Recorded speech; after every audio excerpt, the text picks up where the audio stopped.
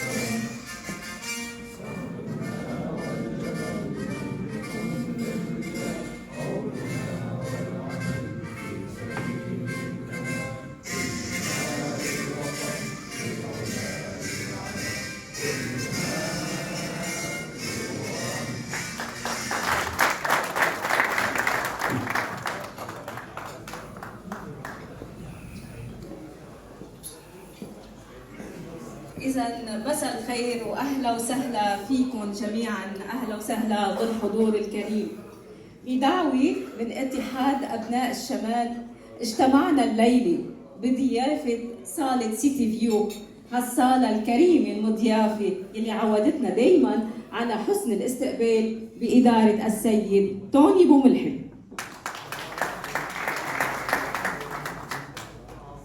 بداية بيسعدني بل يشرفني بظل هذه الأمسية الحافلة أن أرحب بكل من حضر ولبى الدعوة الكريمة. برحب بمعالي الوزير الأستاذ جهاد ديب، أهلا وسهلا فيك. رئيس بلدية كانتربري بانكستون السابق الأستاذ كارل عصفور، أهلا وسهلا فيك. وأيضا يسعدني أن أرحب بالمحتفى به الليلة رئيس بلدية كانتربري بانكستون السيد بلال حايد. كما أرحب برؤساء وأعضاء البلديات، ممثلي عن الأحزاب اللبنانية في أستراليا، رؤساء وأعضاء الجمعيات، الزملاء والزميلات، أهل الصحافة والإعلام وأصحاب الأعمال التجارية، أهلا وسهلا بكم جميعا.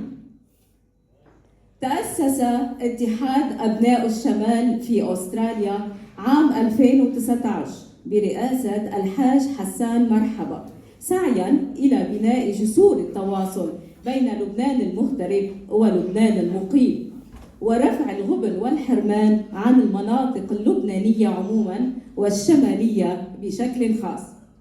شكل الاتحاد منذ تأسيسه واحة للخير، قدم عبرها مساعدات مالية وعينية، وأعطى نموذجا عن التعايش والوحدة كونه عابرا للطوائف والمذاهب والمناطق.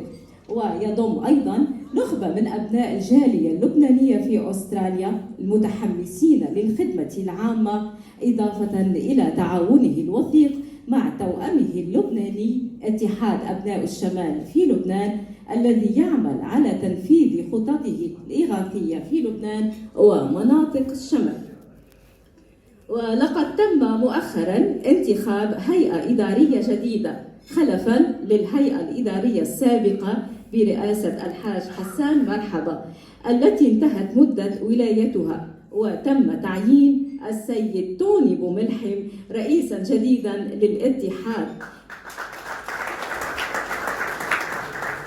لما يتمتع به من صفات مميزة وعلاقات طيبة مع أبناء الجالية اللبنانية والعربية، بالإضافة إلى كفاءاته العالية في العمل الاجتماعي. أضف إلى ذلك حبه الكبير للعمل الإنساني.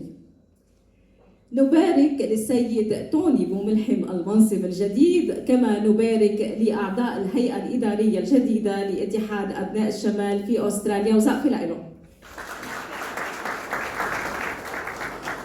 ونبقى الآن مع كلمة رئيس اتحاد أبناء الشمال السيد توني بوملحم. أهلا وسهلا.